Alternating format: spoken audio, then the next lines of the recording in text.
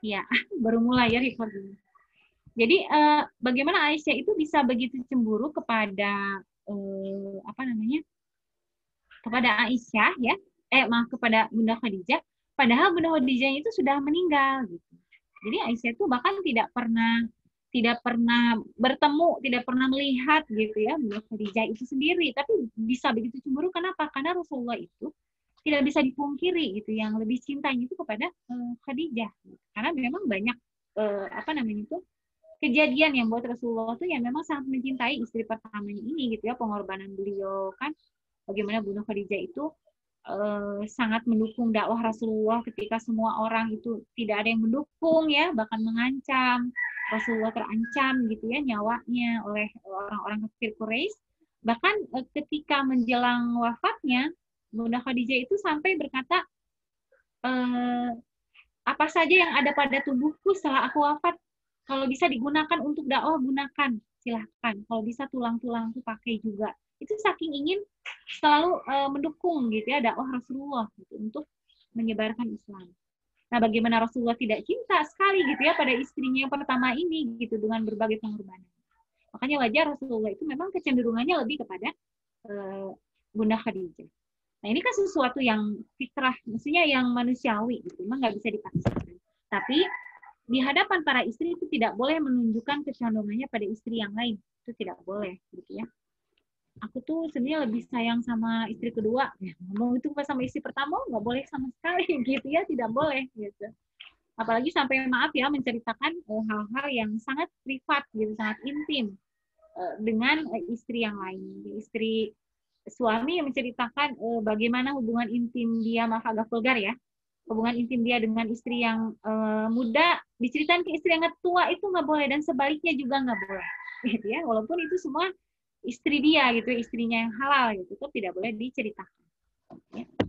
Nah, kembali ke bahasan kita, jadi memang ini hal-hal yang agak berat kadang ya dilakukan oleh seorang suami, hak-hak istri ini.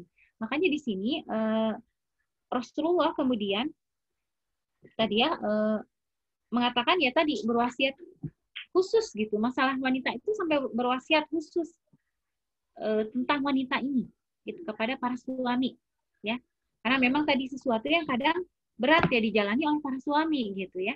Kenapa seperti itu? Dikatakan di sini bahwa di kitab ini dikatakan fa inna ma huwa awanun, sesungguhnya para istri itu adalah awanun. Apa itu awanun? Awanun itu ayi asirotun. Jadi awanun atau asirotun itu artinya adalah tawanan.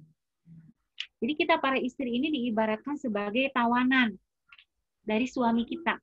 Jadi sejak kita berakad gitu ya, menikah, sejak kita punya suami, maka status kita itu sudah seperti tawanan. Apa sih artinya tawanan? Kita lihat kan tawanan itu orang yang tidak bebas gitu ya, tawanan itu kan. Atau di sini ada kata mahbusatun, orang yang terpenjara, mahbusah ya, orang yang terpenjara. Kal asiri seperti tawanan tadi. Indah zauji, di samping suaminya. Jadi kita ini para istri itu bagaikan tawanan gitu di samping suami kita. Sehingga dikatakan di sini apa namanya? Ya tidak bebas. Tawanan itu kan kita sebagai istri ya, sejak menikah itu ya tidak bebas kan, gitu ya. Kita seperti tawanan tadi, mau keluar rumah harus minta izin gitu ya sama suami. Terus apa namanya, dikasih uang sama suami mau kita belanjakan apa kan harus bilang dulu gitu ya, nggak bisa seenaknya. Termasuk juga ketika kita bahkan ingin melakukan suatu amal soleh ya, suatu ibadah, misalnya ingin melaksanakan saum sunnah, sementara suami ada di rumah. Nah, itu juga kan harus minta izin sama suami. Boleh nggak hari ini aku saum gitu ya, aku puasa. Itu sampai harus minta izin sama suami. Kalau misalnya suaminya ada di rumah tidak mengizinkan dia melaksanakan saum sunnah pada hari itu, dan dia tetap saum sunnah, malah tidak dapat pahala dari saumnya itu karena suaminya tidak mengizinkan gitu. Seperti itu ya. Nah, tentu kita sebagai para istri kan memahami ya karakter lelaki ya, dengan menikah itu kan kita jadi mengerti, oh lelaki itu begini ya karakternya, bahwa mereka memang apa namanya tuh makhluk yang ini ya ibu ya, apa tuh yang sangat visual. Jadi sangat dipengaruhi oleh pandangan mata mereka. Jadi apa yang mereka lihat itu bisa langsung berpengaruh ke organ reproduksi mereka, gitu. Gitu ya. Beda dengan kita perempuan, kita kan nggak begitu ya. Tapi laki-laki itu beda. Jadi mungkin jangan sampai ketika di rumah dia ngelihat istrinya cantik, istrinya menarik gitu ya. Kemudian dia timbul gairahnya, si istrinya lagi saum, nah sampai kayak gitu. Itu maknanya kalau saum sunnah itu ada suami di rumah harus minta izin. Termasuk juga tadi ya masalah berhias dan sebagainya ya, karena mereka ini makhluk yang sangat visual, sangat dipengaruhi oleh pandangan mata mereka dan itu berpengaruh ke organ reproduksi mereka. Ya, kita harus memaklumi gitu ya, sudah fitrahnya mereka seperti itu diciptakan oleh Allah ya, laki-laki. Makanya di sini salah satu juga yang merupakan ya harus dipahami oleh istri gitu ya, dalam posisi dia sebagai satu-satunya tempat yang halal ya bagi pemenuhan kebutuhan biologi suami gitu, itu harus selalu mengerti ya. Jadi sampai di kitab ini, pengarang kitab ini mengatakan di malam hari setiap akan tidur, istri itu harus selalu menawarkan dirinya pada suaminya. Gitu. Jadi menawarkan diri. Kalau mau tidur itu tanya suami, mau dikolonin nggak? Gitu. Nggak apa-apa, nggak vulgar ya. Udah pada punya suami kok. Mau dikolonin nggak? Gitu. Atau lebih ininya lagi, malam itu dia pengen jima nggak? Itu sih tawarin gitu, Bu. Ditawarkan. Jangan nunggu diajak gitu ya, menawarkan diri gitu. Jadi, kalau suami nggak mau ya udah tidur gitu ya. Nah, kalau di dalam kitab ini katakan wanita solihah itu adalah wanita yang di malam hari dia menawarkan dirinya pada suaminya.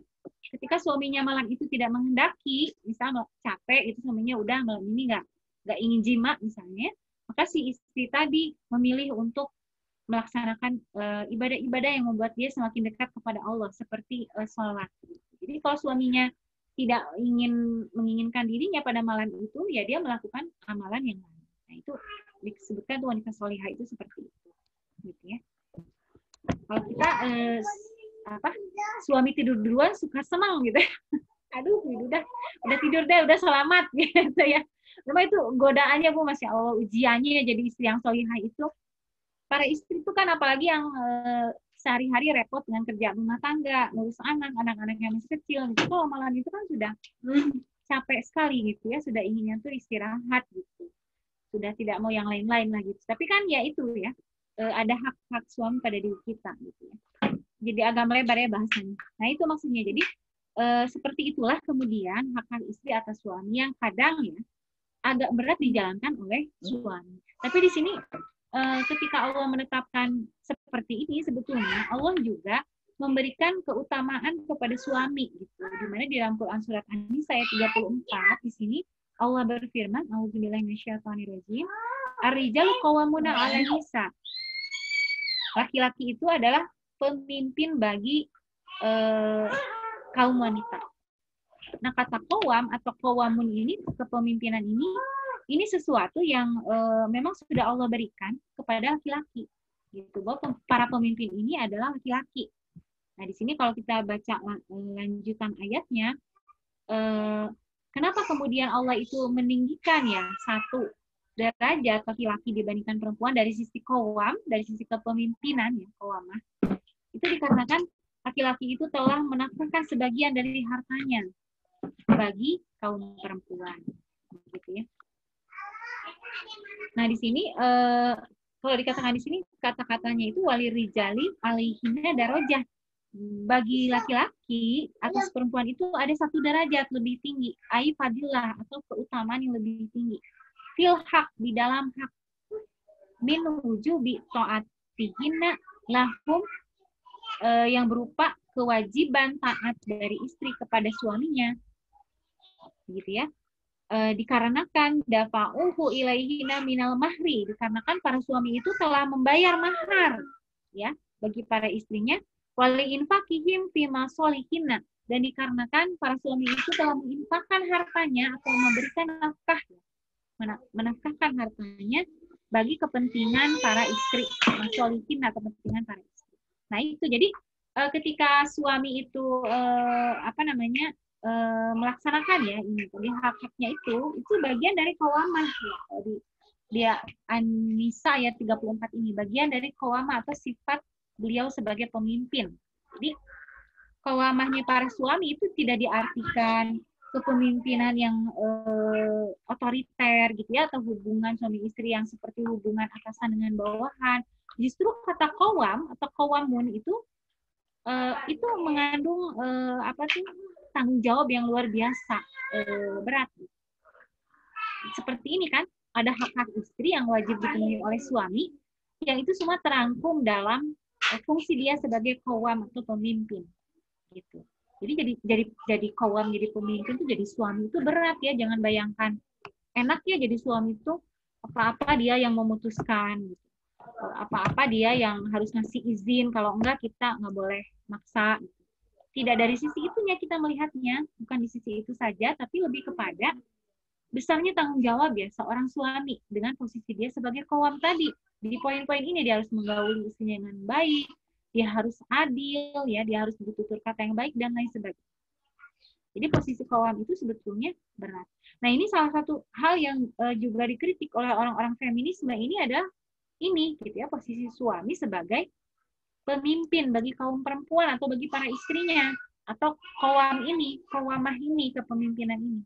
Ini juga yang dikritik oleh orang-orang feminisme, di mana akhirnya mereka berusaha membongkar lagi penafsiran terhadap ayat-ayat yang berkaitan dengan relasi suami dan istri, relasi laki-laki dan perempuan.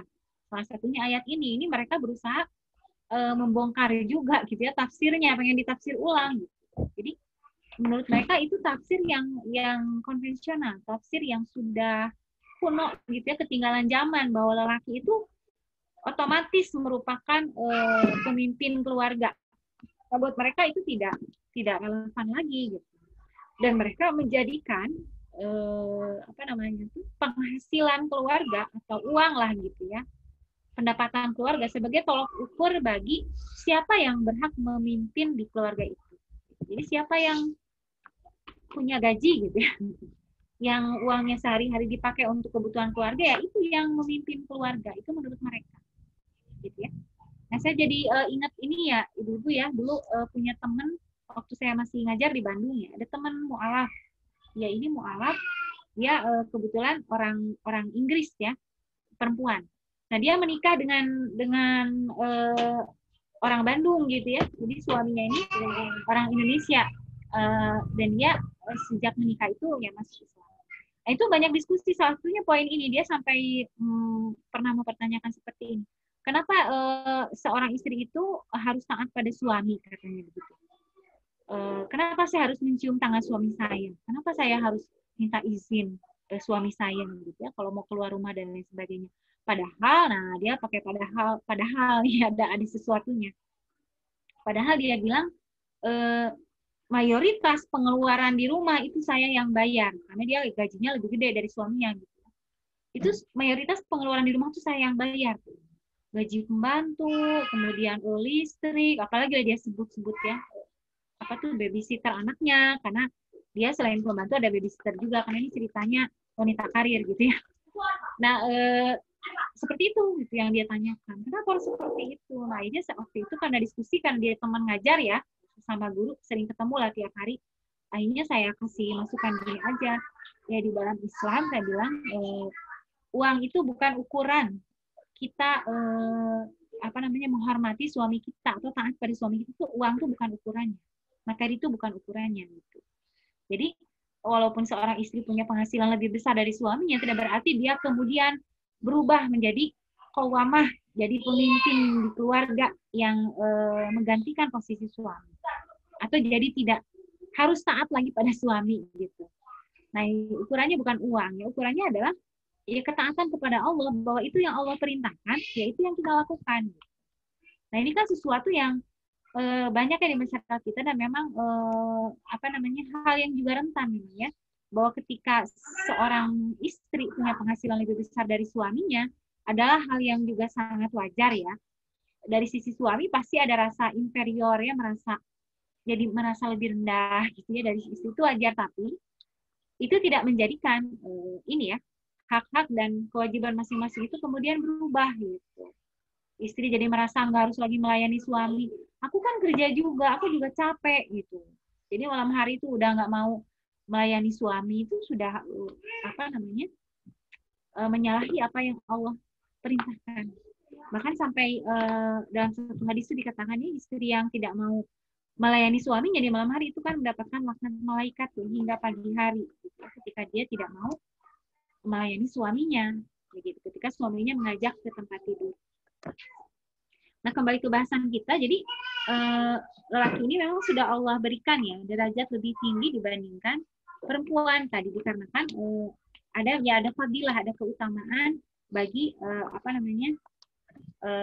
para lelaki tadi, dikarenakan mereka sudah membayarkan mahar tadi ya, dan memberikan nafkah kepada istrinya.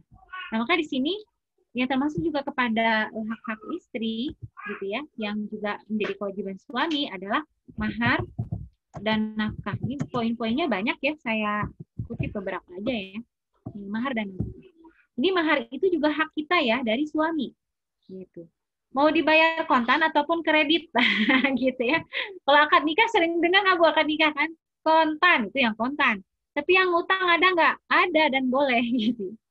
Boleh kok gitu ya, mahar itu dibayar kemudian. Jadi saya jadi ingat kisah guru ngaji saya ya di kampung halaman saya. Jadi dia ceritanya nganter anak bungsunya yang laki-laki yang masih kuliah untuk menghitbah seorang akhwat teman kuliahnya juga. Jadi ini kuliahnya di Jogja, jadi si orang tua ini ngerasa khawatir gitu nih, anaknya kayaknya udah pengen nikah, ya udahlah dihitbah aja dulu gitu, nanti kita bicarakan nikahnya kapan. Nah, ceritanya ini nganter anaknya itu dengan niat tuh hanya melamar gitu, meminang saja gitu kan. Nah, ketika sampai di rumah teman kuliahnya tadi yang mau dia lamar tadi, orang tua dari si perempuannya ini ternyata pengennya langsung nikah aja saat itu, udah nikah aja deh, nggak usah ada acara lamar-lamaran, nikah aja sekarang gitu, supaya tenang gitu ya nih orang tuanya, ninggalin anak-anaknya kuliah di Jogja. Akhirnya kan nggak ada persiapan gitu ya, niatnya cuma datang lamar, akhirnya kan maharnya belum disiapkan gitu.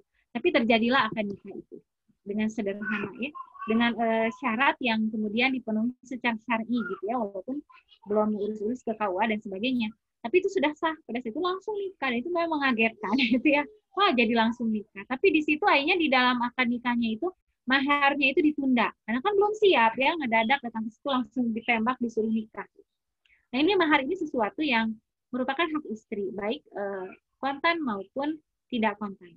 Tetapi karena ini hak istri, ada juga riwayat yang menceritakan ya bahwa seorang suami yang dia ya menikahi istrinya dengan mahar yang tidak dibayar kontan, dan dia dengan sengaja berniat tidak membayar mahar itu, sengajanya, kemudian dia meninggal dalam keadaan belum membayarkan mahar istrinya, maka dia datang di hadapan Allah di hari kiamat itu seperti seorang pezina. Sampai diancam seperti itu. Bagi suami yang tidak memberikan hak istri berupa mahar. Jadi ini sengaja maharnya itu dia niat enggak, antar aja ditunda-tunda. Gitu, dia niat memang nggak mau memberikan mahar. Jadi waktu nikah disebutlah maharnya sekian, dibayarkan nanti gitu ya. Ya tadi ya dicicil atau gimana gitu ya. Yang jelas maharnya belum diberikan. Maka ketika dia meninggal dalam kondisi seperti tadi, dihukumi seperti pezina. Jadi kan mungkin ya sejak dia menikah dengan istrinya dan maharnya belum diberikan, terjadi kan hubungan suami istri, mereka berapa kali jima coba selama pernikahan itu semua oleh Allah dianggap zina gitu si lakinya, karena memang dia yang tidak menunaikan hak. Termasuk hak istri atas suami di sini adalah nafkah ya. Nafkah di atas udah ya. Tapi kalau yang di atas itu lebih ke arah nafkah bagi suami yang berpoligami, makanya harus adil ya di antara para istrinya. Nah, nafkah secara umum juga pernah kita bahas ya. Yang maksud dengan nafkah itu adalah kebutuhan-kebutuhan pokok ya, itu yang harus dipenuhi gitu. Kalau bisa memenuhi lebih dari kebutuhan pokok, atau kalau di sini bahasa Arabnya itu hajatul kamaliyah, kebutuhan yang lebih dari yang kebutuhan pokok ya, kelebihannya gitu, itu lebih baik lagi. Dan kita juga ingat sama nih mana tuh masih di Quran surat An-Nisa itu di situ juga disampaikan ya bahwa apa namanya seorang wanita. Nah di sini ya, ini surat Al-Baqarah ayat 228. Nah, yang nafkah ya, bukan yang mahar. Nah, Al-Baqarah 228. Nah, di sini bunyi ayatnya itu A'udzubillahi minasyaitonirrajim. Bismillahirrahmanirrahim. Wa mithlu alaihinna bil ma'ruf. Wa mithlu alaihinna bil ma'ruf. Walakunna mislu lazi alaihinna bil ma'ruf. Mislu itu misal ya. Misal itu artinya yang semisal, yang sama. Maksudnya apa? Jadi bagi perempuan itu ada hak yang sama gitu dari sisi nafkah dengan suaminya. Maksudnya apa? Jadi ketika suaminya makan, istrinya juga makan gitu dengan makan yang sama. Sama di sini kualitasnya sama lah gitu, nggak harus menunya sama juga, tapi kualitasnya sama karena bisa jadi ada momen-momen makan yang suami istri itu nggak makan bareng, misalnya makan siang suaminya makan di kantor kan ya, istrinya makan di rumah. Tapi mislu gitu, mislu itu jadi ini tadi kualitasnya sama gitu. Jadi nggak misalnya suaminya makan sama daging, istrinya makan sama tempe, nah itu kualitas yang berbeda gitu. Atau istrinya makan nasi aja sama garam, itu tidak mislu, tidak semisal, tidak sama gitu. Bil ma'ruf ya, mislu alaihina bil ma'ruf. Nah, ma'ruf ini juga sudah pernah kita bahas ya. Nafkah yang ma'ruf adalah nafkah yang apa namanya disesuaikan dengan kebiasaan masyarakat sekitarnya, bahwa itu adalah ma'ruf, gitu. Bahwa itu adalah baik atau cukup nafkah tadi. Contoh misalnya makan lagi tadi ya. Kalau makan misalnya suami memberikan makan istrinya nasi dengan garam aja misalnya, secara kenyang itu mengenyangkan memang, tapi tidak ma'ruf gitu. Kenapa? Karena kema'rufan, standar kema'rufan di masyarakat di sekitarnya misalnya makan itu minimal sama tempe misalnya, itu baru ma'ruf, atau minimal sama telur ya, enggak garam doang gitu ya. Nah, itu misalnya standar paling minimal ma'ruf misal ya di sekitarnya, di sekitar masyarakat. Maka harus minimal itu. Gitu. Suami itu memberikan kepada istrinya. Jadi nggak cukup nasi doang, garam udah gitu ya.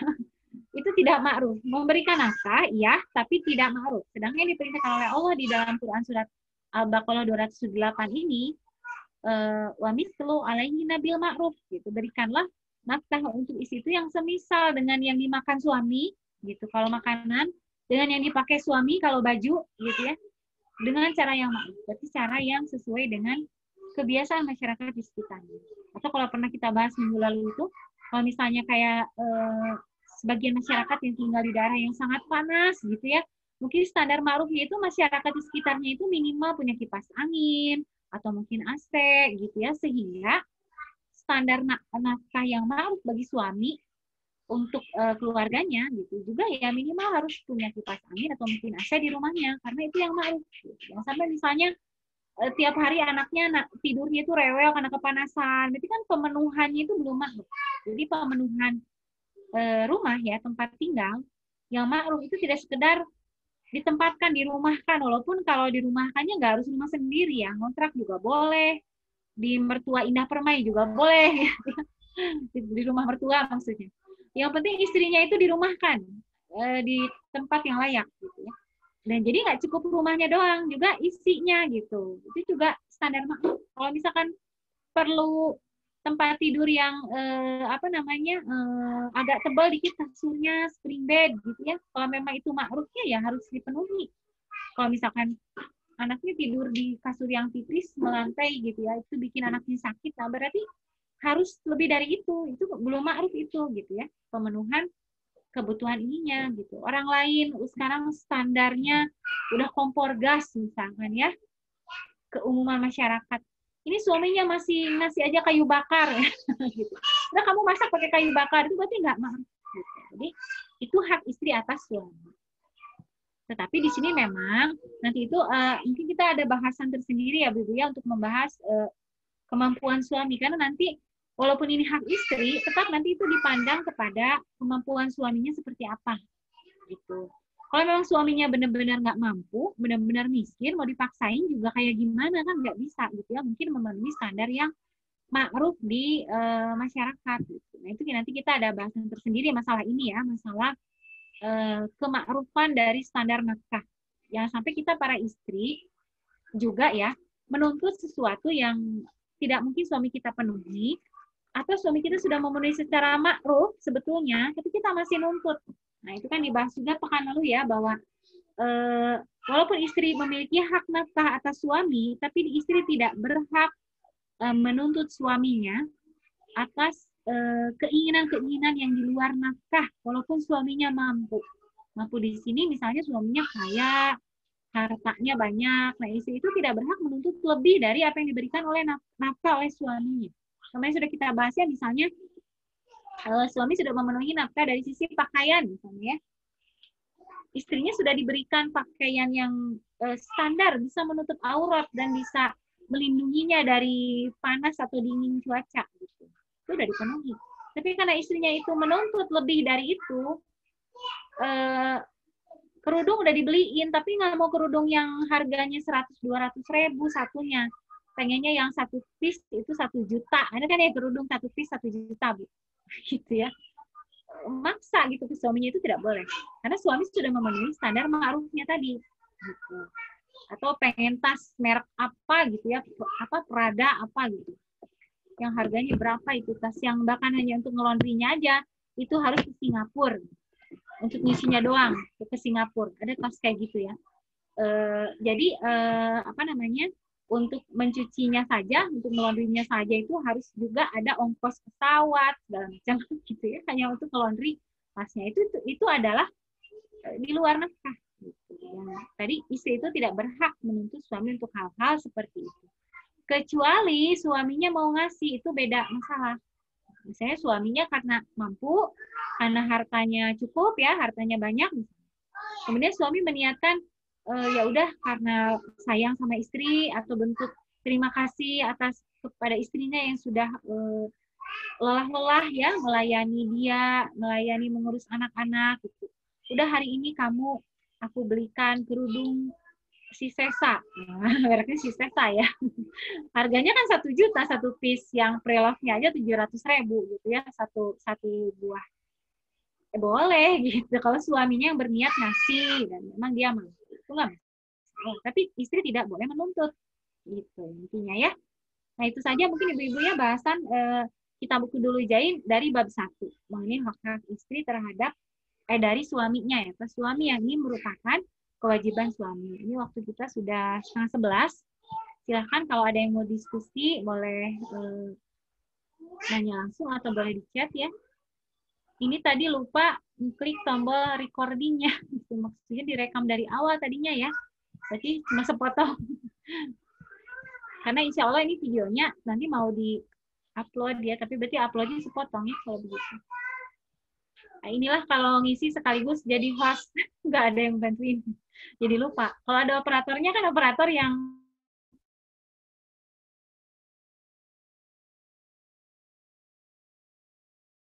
kita, jadi nanti minggu depan kita lanjut ke pasal kedua. Pasal kedua itu nanti membahas yang sebaliknya, yaitu hak-hak suami atas istri. Itu pasal kedua minggu depan. Jadi kalau sekiranya ada pertanyaan berkaitan dengan itu boleh disiapkan ya dari sebelumnya. Gitu. Atau mau ditanyakan di grup juga boleh ya.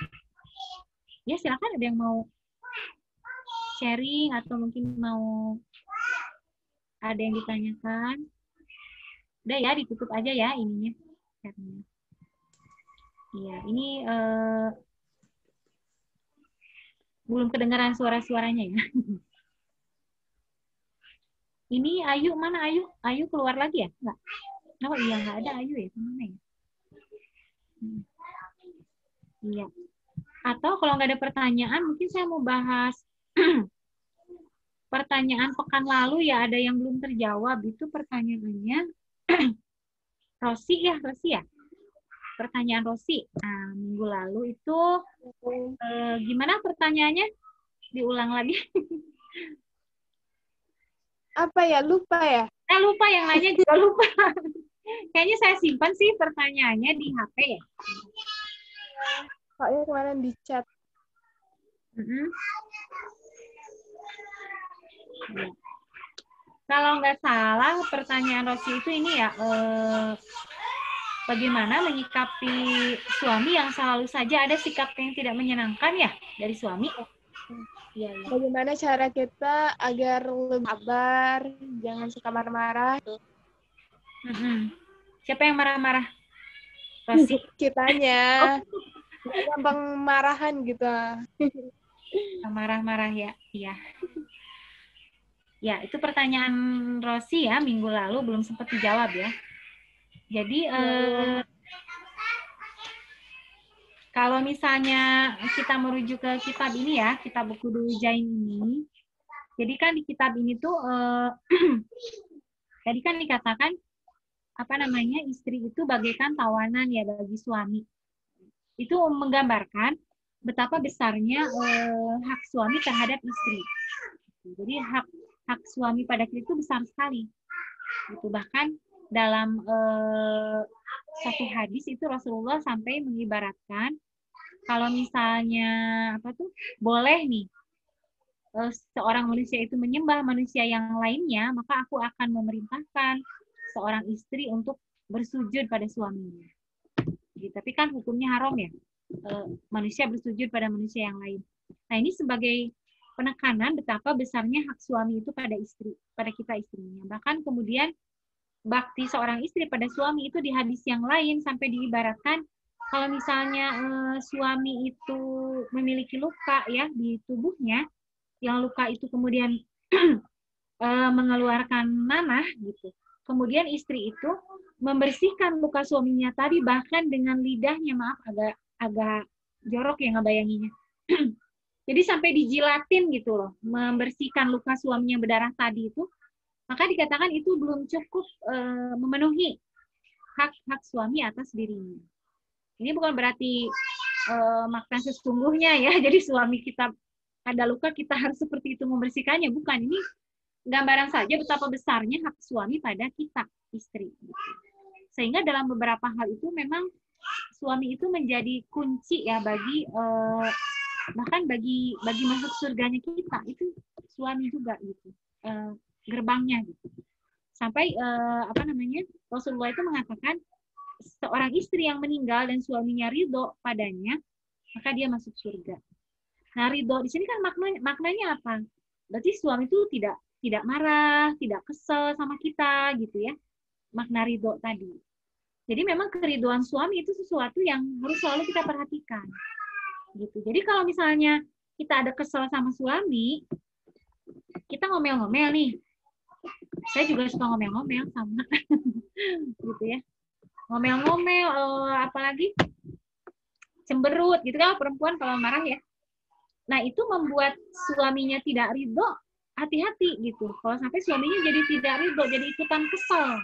Misalnya ini berantem ceritanya nih, berantem, akhirnya nggak saling ngomong gitu ya, sampai tidur. Nah itu bahaya, jangan sampai begitu. Jadi sebelum tidur itu harus sudah saling memaafkan, karena ada satu lagi hadis yang menceritakan seorang wanita ahli surga itu adalah wanita yang setiap dia mau tidur itu wanita ini selalu minta maaf pada suaminya sampai bilang begini, aku tidak bisa memejamkan mataku sebelum engkau meridhoiku gitu. Jadi jangan sampai mungkin ya tidur dalam kondisi suami tidak meridhoi kita karena suami kesel ke kita dengan tingkah kita tadi, mungkin kita ngomel, kita marah-marah, suami kan kesel. Walaupun tidak semua suami mungkin menampakkan kekesalannya. Ada yang dipendam gitu kan ya. Tapi intinya dia nggak ridho dengan kita saat itu kan. Nah, terus kita tidur, suami kita tidur, jangan sampai kita nggak bangun lagi gitu. Tidur itu tidur kita yang terakhir. Nggak bangun lagi, berarti kita tidur dalam kondisi tidak membawa keridhoan suaminya. Itu kan bahaya. Karena di dalam hadisnya tadi, barang siapa seorang istri yang meninggal dan suaminya ridho padanya, maka dia masuk surga. Berarti kalau suami kita meninggal dalam kondisi suami kita sedang tidak ridho pada kita, nah itu sesuatu yang ya itulah khawatir ya menjadi penghalang kita untuk masuk surga. Nah itu intinya itu dulu ya. Nah kenapa ini harus dipahami? Supaya kita ikhlas dalam hal-hal yang kadang yang membuat kita kesal pada suami itu hal-hal sepele ya, benar nggak? hal-hal kecil gitu kan, misalnya gitu ya, baju kotor sama baju bersih kadang nggak jelas gitu ya, nyampur gitu kan. Kemudian misalnya udah makan, ngambil sayur, lupa nggak ditutup lagi tuh panci sayurnya. Segala macam lah, kadang hal-hal sepele ya. Tapi itu membuat kita menjadi kesal sama suami kita. Akhirnya kita ngomel, kalau nggak ngomel marah-marah, cemberut. Gitu, nggak mau ngomong sama suami kita. Nah, sebetulnya kan hal-hal sepele gitu ya, hal-hal sepele yang apa namanya tuh sebetulnya tidak jatuh pada haram gitu. Gitu ya, apakah haram hukumnya menaruh anduk di atas kasur? Kan tidak, cuman ya nggak bagus jadinya, handuknya lembab gitu kan, kasurnya jadi basah spraynya gitu kan ya, kena kena handuk yang basah, kan itu aja. Jadi sebetulnya dan lelaki itu perlu kita pahami, mereka memang makhluk yang tidak memperhatikan makhluk. Maksudnya secara ininya tuh apa tuh, mereka tuh memang secara fitrahnya tidak akan memperhatikan hal-hal detail seperti perempuan, itu nggak akan gitu. Itu sudah fitrahnya laki-laki gitu. Jadi mereka itu apa namanya, sudut pandang matanya itu tidak lebar, tidak seperti kita perempuan. Kalau kita kan sambil masak nih, sambil masak itu bisa sambil ngelihat anak-anak lagi main gitu. Atau kita jadi tahu di teras itu ada tamu datang, walaupun kita lagi mengerjakan pekerjaan yang lain, karena memang mata kita itu sudutnya lebar, katanya begitu ya. Kalau laki-laki itu sudutnya kan tidak lebar, tapi dia panjang ke depan. Maka bagi laki-laki hal-hal detail tuh kayak tadi anduk di atas kasur itu nggak mungkin, nggak kelihatan gitu, benar nggak? Buat mereka rumah itu kayak baik-baik saja buat mereka. Sedangkan buat kita perempuan pas bangun tidur rumah itu udah kayak kapal pecah gitu. Semuanya kelihatan buat kita tuh detail kan, sampai yang di pojok-pojok, yang di sudut-sudut itu ada debu, ada semut, ada apa, buat kita tuh semua kelihatan. Tapi buat laki-laki itu bisa jadi memang enggak. Jadi itunya dulu yang sifatnya supaya kita nggak banyak kesel gitu. Ikhlas gitu ya dengan fitrahnya lelaki seperti itu. Tapi memang ini sesuai dengan porsi mereka sebagai apa namanya tuh pencari nafkah, yang memang bangun tidur pagi-pagi itu fokusnya udah keluar rumah gitu. Jadi fokus dia itu matanya tuh udah ngelihat pintu aja mau keluar gitu. Jadi nggak akan fokus pada hal detail tadi di kiri kanannya, rumah yang berantakan apa saja ya nggak akan gitu. Ya, memang bukan tugas dia juga ya gitu. Makanya dia ya seperti itu dijelaskan aja. Jadi mungkin kalau hal-hal yang tidak menyenangkan dari suami itu dalam tataran-tataran yang seperti tadi, hal-hal kecil, hal-hal yang mungkin buat dia kecil, buat kita enggak ya, penting kalau buat kita gitu. Nah itu pertama diikhlaskan, kedua ya dibicarakan, dikomunikasikan. Kadang lelaki itu tidak memiliki kemampuan bahasa seperti perempuan. Ya sesuai dengan fitrahnya, kita perempuan itu kan dianugerahi oleh Allah kemampuan menyusun kalimat dengan berbagai ragamnya. Makanya cerewet ya perempuan itu. Karena memang kita kan mendampingi anak-anak, ngasuh anak. Kebayang ya kalau perempuan itu nggak banyak kosakatanya, nggak cerewet, itu gimana mengasuh anak? Masa diem gitu, masa pendiam gitu kan, ya nggak mungkin gitu. Laki-laki itu kadang beda dengan kita. Jadi kadang mereka itu tidak paham dengan kalimat-kalimat kayak begini, misalnya ya, aduh belum ini deh, belum mau jemur, belum mandiin anak, ini juga belum nyuci ngepel, itu terdengar di telinga mereka, itu keluhan semua. Dan itu nggak enak buat mereka dengarnya. Jadi mereka itu senang yang simpel-simpel dan langsung aja to the point. Gitu, misalnya, tolong dong ini anduknya kalau udah mandi ditaruh ya di tempat anduk gitu. Itu lebih senang daripada disindir-sindir gitu. Gitu ya. Laki-laki itu kadang nggak terlalu mengerti dengan kalimat-kalimat yang seperti itu. Nah, itu ya dikomunikasikan. Tadi yang dianggap sebagai penting itu harus satu persepsi. Kalau buat kita menyimpan anduk di tempat anduk itu penting, itu pastikan ini juga persepsi ini ada juga di benak suami. Jangan sampai kalau suami berpikirnya itu hal yang biasa aja, sepele. Buat kita kan penting, jelaskan ke dia itu tuh penting buat saya. Jadi tolong hargai gitu kan, seperti itu. Tapi kalaupun pada akhirnya tetap gitu lagi ya sudah, kalau saya sih suka ikhlaskan aja, udah saya beresin aja, atau saya ngomong udah gitu ya ke suami, gitu, tolong anduk disimpan di tempatnya. Ini Tete udah langsung makan roti yang di bawah. Lanjut. Kayak gitu ya. Kemudian apa namanya tuh, ngambil baju ya, baju yang sudah kita tata dengan rapi, apa berantakan lagi gitu, itu ya disampaikan aja, dikomunikasikan. Kalau dalam tatanan yang seperti itu. Nah, yang harus menjadi perhatian bagi kita sebetulnya adalah kalau yang tidak menyenangkan dari suami itu sudah hal-hal yang melanggar syariat, gitu, yang sifatnya justru berujung pada dosa atau pahala. Nah gitu. Kalau itu memang harus kita khawatirkan dan harus memang harus dipikirkan gitu gimana solusinya. Gitu, nggak boleh dianggap sepele. Gitu. Misalnya suami kita melanggar syariat, ya misal ini, suami kita misalkan ngambil riba, itu benar-benar harus kita pikirkan yang tidak mengenakan. Atau tadi misalnya suami berkata-kata kasar pada kita, itu kan melanggar syariat gitu, karena diperintahkan oleh Allah itu suami bertutur kata yang baik pada istri gitu. Jadi dibedakan aja ya, misalkan hal yang tidak menyenangkan itu dalam tataran tadi, hal-hal yang sebetulnya kecil, hal-hal sederhana, hal-hal teknis yang sebetulnya bisa dibicarakan dengan suami. Nah, itu tidak perlu terlalu menjadi ini ke kitanya, jadinya sampai jatuh ke poin suami tidak ridho dengan kita karena kitanya marah-marah terus gitu ya, ngomel-ngomel terus. Tapi kalau hal-hal yang bertentangan dengan syariat itu harus dibicarakan, itu harus diubah kalau memang ada yang salah gitu dari suami ya. Walaupun posisi dia qawam kan bukan berarti dia tidak salah gitu ya, tidak mungkin melakukan salah, kan mungkin saja. Ini beberapa memang kalau suami kan istrinya melanggar syariat ya, dalam perkara hubungan suami istri bisa melakukan tadi sanksi misuse, tapi istri kan nggak sebaliknya. Kalau kita kan bisa ada yang tidak menyenangkan dari suami, kan nggak bisa begini. Aku kesel sama suami, sekarang aku bisa ranjang kamu. Nah, hak itu tuh nggak ada kalau di kita jadi istri ya. Gitu. Udah aku nggak mau tidur sama kamu, artinya suami ingin jima di malam itu, tapi kita lagi kesel. Enggak mau kalau perempuan itu makhluk yang sangat perasa ya. Maksudnya kalau hatinya udah bad mood gitu ya, udah nggak enak, emang susah ya diajak jima. Tapi itu ujiannya memang gitu, bahwa dalam kondisi kesel sama suami pun kita itu ketaatan dan sebagainya tetap harus gitu. Misalnya misal Rosi kesel sama suami, tadi lupa naruh anduk misal ya, ditaruhnya di atas kasur, itu keselnya di bawah seharian sampai malam, sampai suami meminta haknya gitu, ingin jima, kita masih kesel. Nah, itu nggak bisa. Kalau istri nggak ada hak sebaliknya seperti itu ke suami, mau bisa tempat tidur gitu nggak ada. Jadi sebatas amar ma'ruf saja, mengingatkan gitu ya, mengingatkan kalau suami ada pelanggaran syariat. Jadi memang di sini ya itu juga ya, maksudnya bagi suami berat juga posisi tanggung jawabnya memenuhi hak istri. Bagi kita istri juga tidak selalu mudah ya, untuk taat pada suami, untuk selalu juga menunaikan hak suami, gitu ya.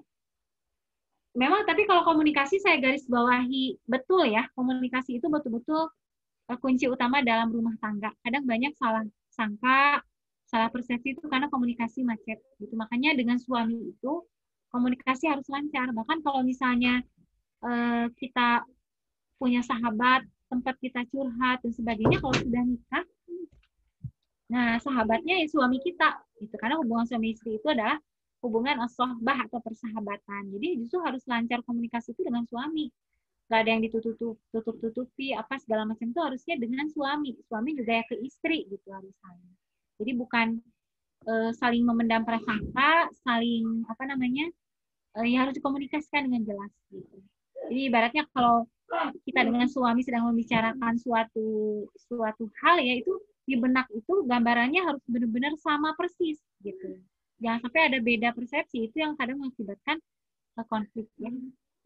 Nah di sini mungkin sedikit lagi ya dari pertanyaannya Rosi. Kalau di kitab Ukhdul Hijain ini ada kisah yang menjadi motivasi ya bagi para istri untuk bersabar atas kekurangan-kekurangan suami. Tadi mungkin ada yang ya kayak gitulah, laki-laki itu kan kadang ada gitu ya.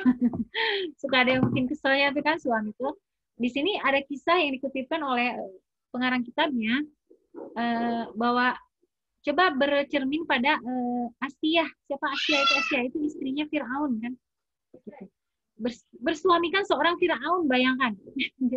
Tapi Asiyah itu tetap menjalankan kewajibannya sebagai istri yang baik gitu. Sampai siksaan yang diberikan oleh Fir'aun kepada Asiyah ini karena beriman kepada Allah, itu sampai diceritakan di kitab ini, Asiyah itu sampai dijemur seperti Bilal ya, di Bilal bin Rabah, dijemur di tengah matahari yang terik dengan kondisi tubuhnya itu dihadapkan ke matahari. Jadi kayak ngejemur lah gimana, benar-benar diikat gitu.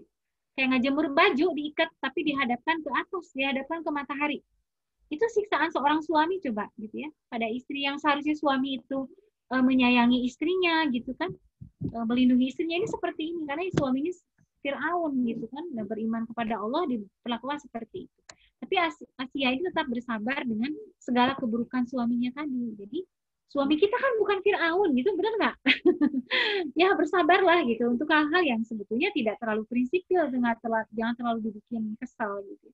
Ya, walaupun suami kita juga bukan seorang rasul yang maksum gitu ya, yang apa namanya, tidak memiliki khilaf dan salah ya sama-sama perbaiki diri ya. Mungkin dari kita juga banyak hal-hal dari diri kita yang juga membuat suami kita kesal, cuma bedanya laki-laki kan nggak ngomel kayak kita mungkin ya. Kalau kita perempuan kan cenderung ngomel ya kalau ada yang dikesalkan dari suami. Kalau suami kan laki-laki cenderung tidak seperti itu ya. Walaupun pasti dalam dirinya ya ada juga dari kita tuh yang mungkin dia kesal gitu ya. Nah itu mungkin ya Rosi ya. Nah ini ada lagi dari satu lagi aja ya, karena kita kan sebetulnya sampai 10:30 ya biasanya. Satu lagi aja dari Mbak Nani ya di Pedurenan, Mbak Nani ya. Pertanyaannya, kalau mahar dijual karena kebutuhan mendesak untuk keperluan rumah tangga dan atas kesepakatan suami istri, apakah wajib diganti? Ya. Mahar itu kan ya ketika menikah, kemudian ini maharnya kontan berarti ya. Mahar itu diberikan pada istri, pada saat itu sudah menjadi harta istri. Jadi hak sepenuhnya istri. Suami tidak boleh minta lagi. Itu sudah hak sepenuhnya istri, mahar tadi. Kecuali kasusnya misalnya terjadi pernikahan, maharnya sudah dibayarkan, kontan tadi ya. Tapi sebelum terjadi jima atau dukhul, kan ukuran jima itu sampai dukhul. Maaf agak vulgar ya. Dukhul itu jadi sudah masuk farjinya itu. Gitu ya, sudah masuk, sudah kalau diibaratkan dalam hadis itu seperti pedang yang masuk ke sarungnya, itu dukhul. Nah, itu ukuran sudah terjadi jima, itu kan di situ ukurannya. Ya kalau belum sampai dukhul, itu dianggap jimanya itu belum terjadi gitu. Jadi kalau misalkan menikah, maharnya sudah dibayarkan tapi belum terjadi jima, belum sampai dukhul, maka kemudian misalnya bercerai, ya, maka maharnya itu setengahnya dikembalikan ke suami, gitu, karena belum terjadi dukhul. Tapi kalau sudah terjadi dukhul, sudah jima, apalagi rumah tangga sudah lama, jimanya sudah sekian lama kan, gitu. Kemudian terjadi perceraian, maka mahar itu tidak berhak diminta sang suami, gitu. Itu kan sudah hak istrinya. Gitu. Tetapi karena ini hak istri, nanti kan diserahkan ke istri. Kalau misalnya istrinya ikhlas begini misalnya, karena kita lagi kesulitan ekonomi, nggak apa-apa nih mas kawinku, maharku misalnya perhiasan gitu ya. Ini jual aja buat kebutuhan kita. Kalau istrinya mengikhlaskan, itu jadi nilai sodakoh buat istri, karena dia menjadikan hartanya sebagai sesuatu yang digunakan untuk memenuhi kebutuhan keluarga yang sebetulnya itu kewajiban suami gitu.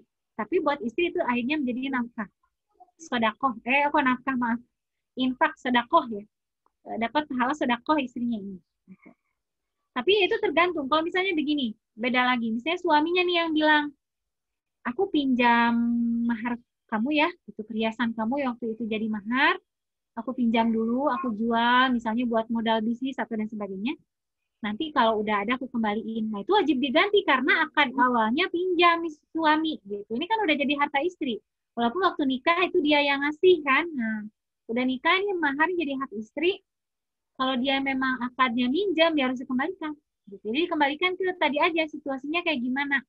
Apakah istri memang mengikhlaskan maharnya itu untuk keperluan keluarga, tidak usah diganti, atau tadi suaminya bilang begitu, ini aku pinjam dulu. Nanti kalau sudah ada uangnya, dibelikan lagi perhiasan yang sama, misalkan dengan itu.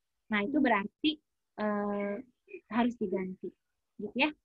Hanya mahar ini memang hak istri sepenuhnya. Tidak boleh diminta lagi oleh suami. Gitu ya. Itu ya, Mbak Nani ya, gitu Dorena. Ya, mungkin itu aja ya kajian kita kali ini. Insya Allah nanti minggu depan kita lanjutkan.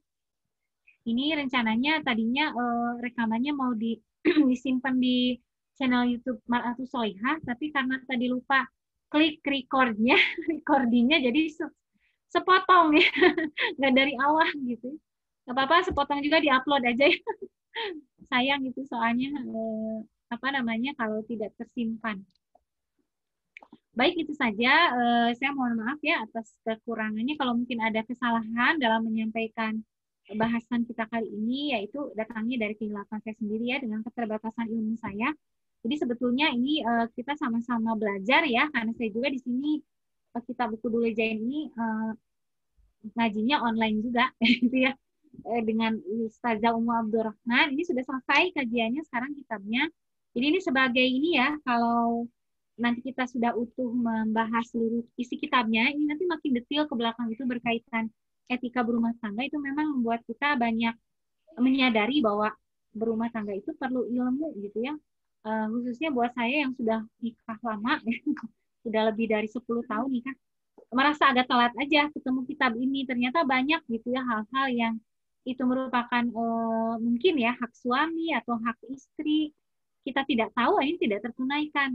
Itu lebih jauh lagi, jangan sampai menjadi kezoliman ya bagi apa namanya masing-masing, baik suami ataupun istri.